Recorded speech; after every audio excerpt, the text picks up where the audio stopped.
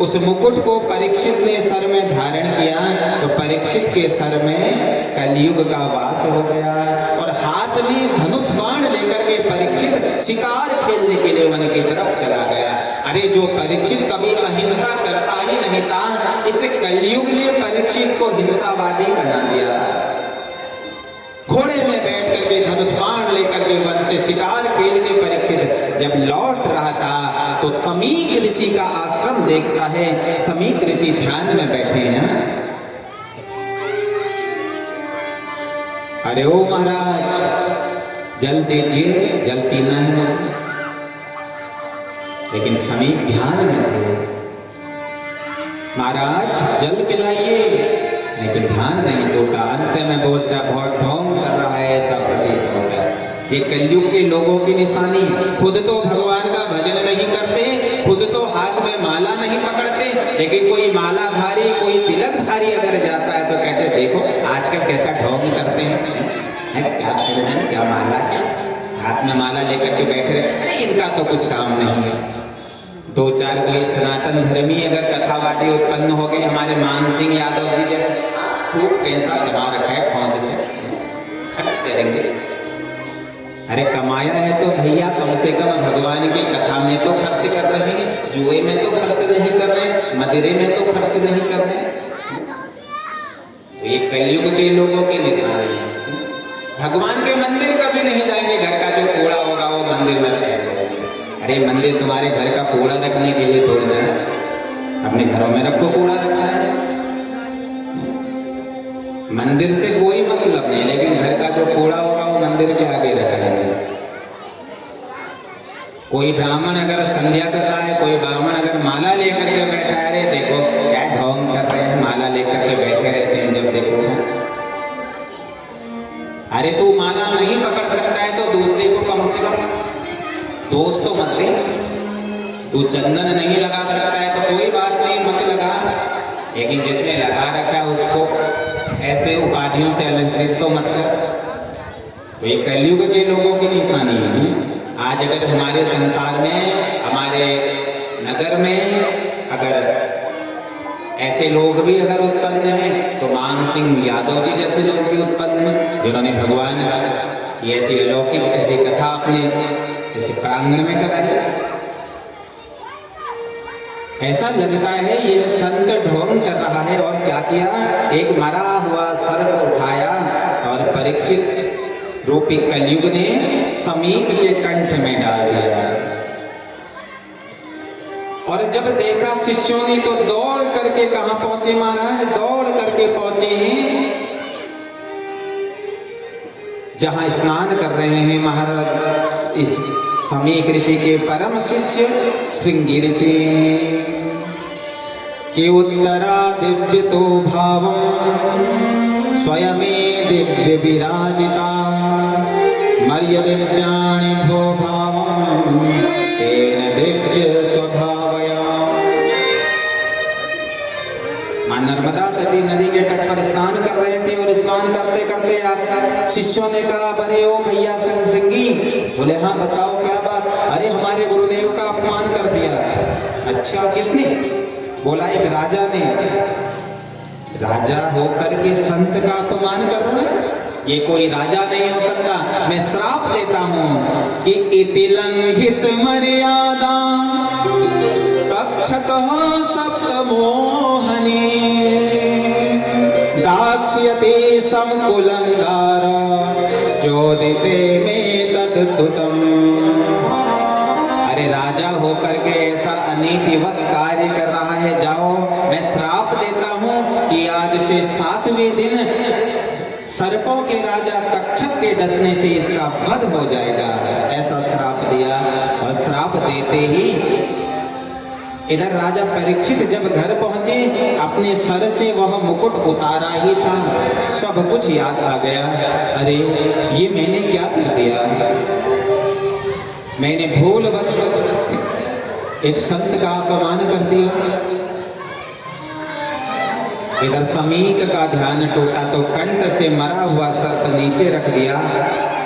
शिष्यों ने आकर के कहा, गुरुदेव आज बड़ा अनर्थ हो गया था। किसी राजा ने आपके गले में मरा हुआ सर्प डाला, लेकिन गुरुदेव हमारे कुंवर, हमारे तपस्वी, हमारे ब्रह्मचारी श्रृंगी ने उन्हें श्राप दे दिया। बोले क्या? बोले आज से 7वें दिन तक्षक नामक सर्प के डसने से उनकी मृत्यु हो जाएगी।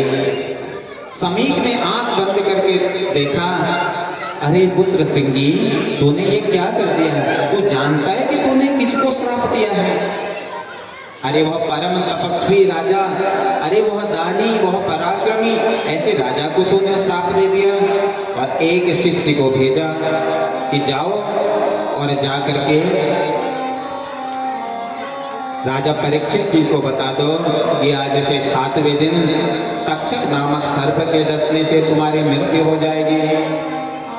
शिष्य आया है और आकर के शिष्य ने जैसे ही समीक सिंह राजा परीक्षित को बताया कि महाराज आज से 7वें दिन तक्षक नामक सर्प के डसने से तुम्हारी मृत्यु हो जाएगी, तो राजा परीक्षित बड़े प्रसन्न हो गए।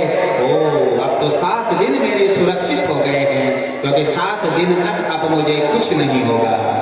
यहाँ तो पल पल का पता नहीं महाराज कब क्या हो जाए, लेकिन राजा परीक्षित जी के 7 दिन सुरक्षित हो गए। ये तक्षक कौन है? तक्षक है समय, तक्षक है काल। परीक्षित कौन है? परीक्षित है जीव। और श्रृंगी कौन है? श्रृंगी है ज्ञान। श्रृंगी रूपी ज्ञान ने जीव रूपी परीक्षित जी को जगाया कि जीवन केवल 7 दिन का है। अब इन 7 दिनों में तुम घर बार में लगे रहो या भगवान में लगे रहो, हैं? कुछ लोग होते ना घर छोड़ते ही नहीं, बड़ा मोह होता है। महाराज अब तो बेटों का विवाह कर दिया है, अब तो बस भगवान का ही भजन करना है। अब पोते पोतियां हो गए तो फिर कहाँ भजन? रे महाराज ये छोटे छोटे हैं ना, हमारे बिना रहते ही नहीं है। ये बंधन है महाराज, कभी किसी का बंधन, कभी किसी का बंधन। जीवन केवल 7 दिन का है, रविवार से लेकर के शनिवार तक। अब इस जीवन को आप भगवान में लगाओ या संसार में लगाओ। राजा परीक्षित का जब ज्ञान जागृत हुआ, राजा परीक्षित ने संसार का त्याग करके जीवन ब्रह्म में लगाया और सब कुछ छोड़ करके गंगा तट की तरफ चले गए। बोलो भक्त वत्सल भगवान की। संतों से पूछते हैं महाराज 7 दिन का जीवन हो तो क्या करना चाहिए? 7 दिन का जीवन हो तो क्या करना चाहिए? इधर देवर्षि नारद जी कहाँ पहुंचे हैं?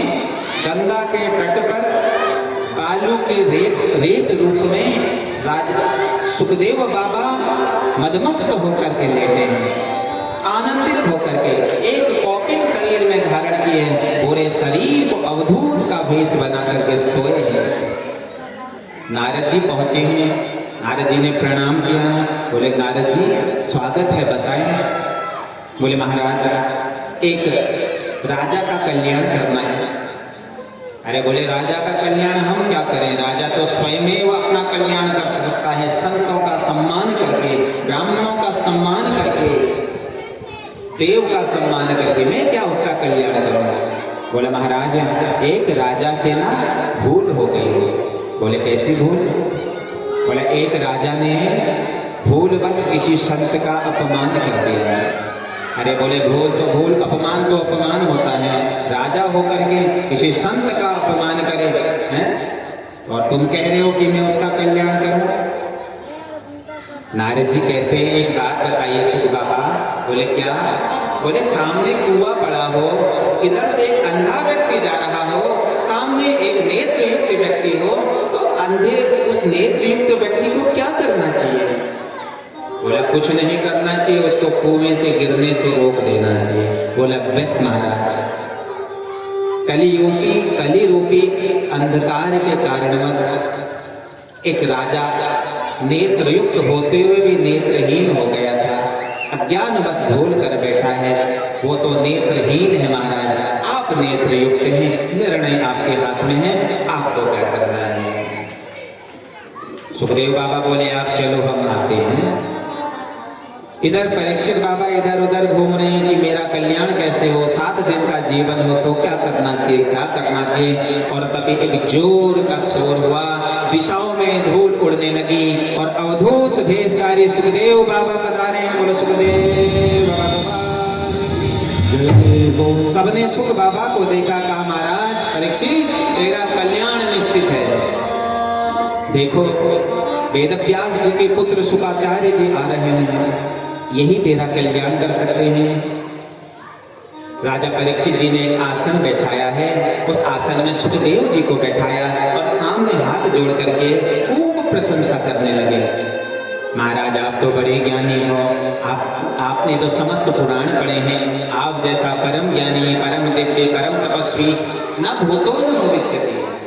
संतों ने कहा ज्यादा प्रशंसा मत करो, चला जाएगा उठ करके, क्योंकि सत्य को, सूर्य को दिया दिखाने की आवश्यकता नहीं पड़ती है, वो तो स्वयं प्रकाश है। और वास्तविक ज्ञानी वही है ना जो प्रशंसाओं से बचता है।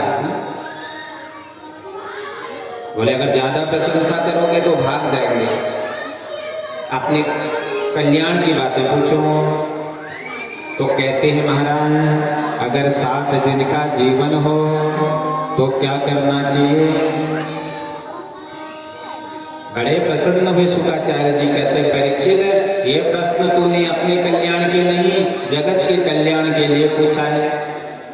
हम सबका जीवन भी 7 दिन का है, तो 7 दिन में क्या करना है कि सांस सांस पर हरि भजे, कि प्रथा सांस जनी खोए, और ना जाने या सांस की आवन होए न होए।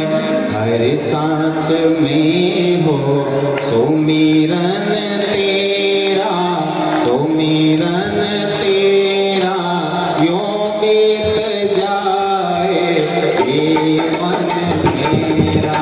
हर सांस में हो सुमिरन तेरा, सुमिरन तेरा यूं बीत जाए जीवन मेरा। हर सांस में हो सुमिरन तेरा, सुमिरन तेरा यूं बीत जाए जीवन मेरा। हर सांस में हो सुमिरन तेरा, सुमिरन तेरा यूं बीत जाए जीवन मेरा। तेरी पूजा करते बीते सांझ सवेरा, तेरी पूजा करते बीते सांझ सवेरा। बीत जाए जीवन मेरा। यूं बीत जाए जीवन मेरा। हर सांस में हो सुमिरन तेरा, सुमिरन तेरा यूं बीत जाए जीवन मेरा। हर सांस में हो सुमिरन तेरा, सुमिरन तेरा यूं बीत जाए जीवन मेरा। जय हो।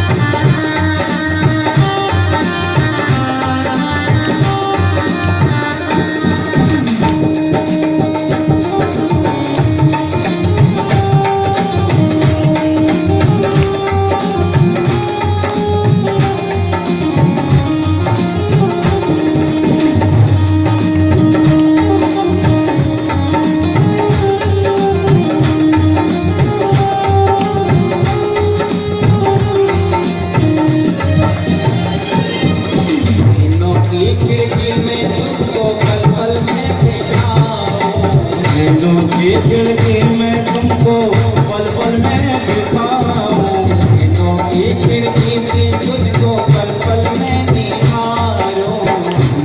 के खिड़के से तुमको पल पल में निहारूं, मन में बिठाऊं तेरी आरती उतारूं, मन में बिठा लो तेरी आरती उतारूं। दिलों की खिड़की से तुझको पल में निहारूं, नैनों की खिड़के से तुझको पल पल में निहारूं, मन में बिठा लो तेरी आरती उतारूं, मन में बिठा लो तेरी आरती उतारूं। डाले रहो तेरे चरणों में तेरा, डाले रहूं तेरे चरणों में तेरा,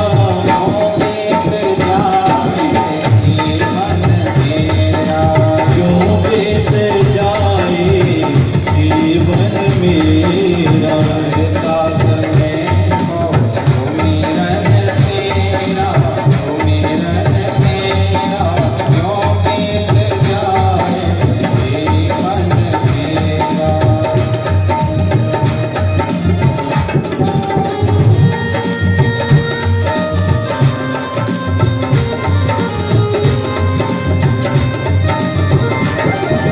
जय हो।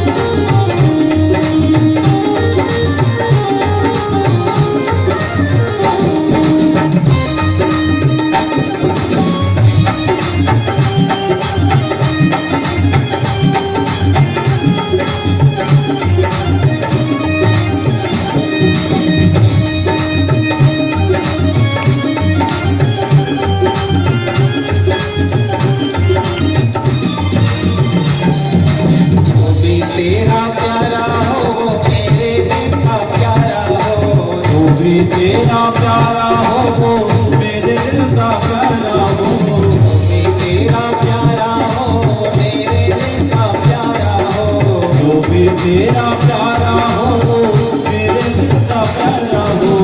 तेरे सिर का ताज मेरी आँखों का तारा हो, मेरे सिर का ताज मेरी आँखों का तारा हो, जो भी तेरा प्यारा हो, मेरे दिल का प्यारा हो, जो भी तेरा प्यारा